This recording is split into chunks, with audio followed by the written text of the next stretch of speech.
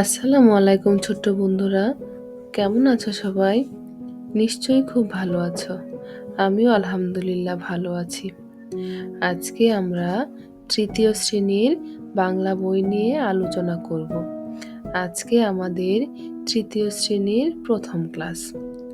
প্রথম ক্লাসটি শুরু করতে যাচ্ছি আমি বাংলা বই দিয়ে। বাংলা হচ্ছে আমাদের মাতৃভাষা, মায়ের ভাষা। তোমরা কিন্তু আমার সাথেই থেকো বন্ধুরা। আর সঙ্গে এই বাংলা বইটি, খাতা, কলম নিয়ে বসে পড়ো। চলো এবার আমরা বইটির নাম জেনে আসি। বইটির নাম হচ্ছে আমার বাংলা বই। বইটি হচ্ছে তৃতীয় শ্রেণীর, বুঝতে পেরেছো নিশ্চয়ই। তোমরা দেখতে পাচ্ছ এখানে হচ্ছে জাতীয় সঙ্গীত। জাতীয় সঙ্গীতের রচয়িতা রবীন্দ্রনাথ ঠাকুর।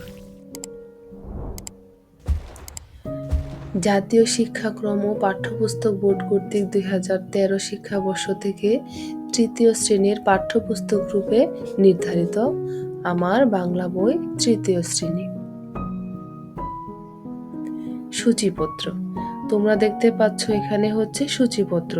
সূচিপত্র মানে হচ্ছে এই পুরো বইটিতে কি কি পড়া আছে, কি কি জানার আছে, তার মূল বিষয়টি এখানে ধাপে ধাপে তুলে ধরা হয়েছে।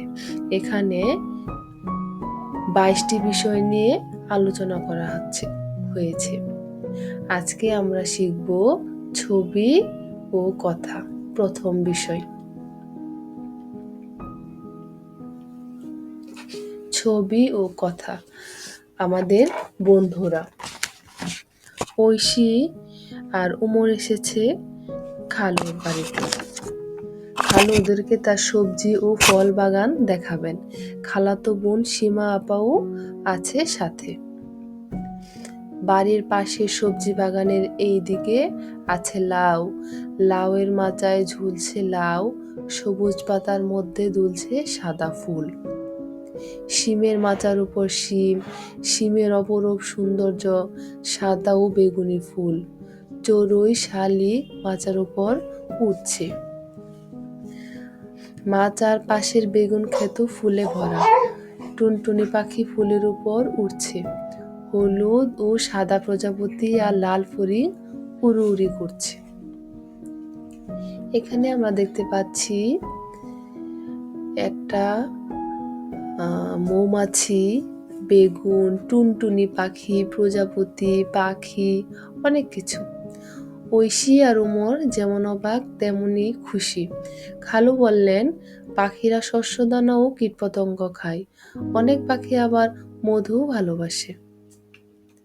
ওরা দেখলো আম গাছের ডালে বড় একটা মৌচাক। খালুর কাছে শুনলো মৌমাছি, পিঁপড়ে ও পাখিরা গাছের অনেক উপকার করে। পাখি, পিঁপড়ে ও মৌমাছিরা ফুলে ফুলে ঘুরে বেড়ায়। মৌমাছিরা ফুল থেকে মধু আহরণ করে।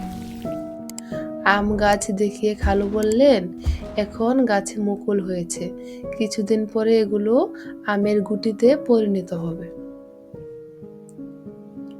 ফল বাগানের কাছে সীমা আপা বলল, গাছ আমাদের অনেক উপকার করে, একটু ভেবে বলো তো কিভাবে?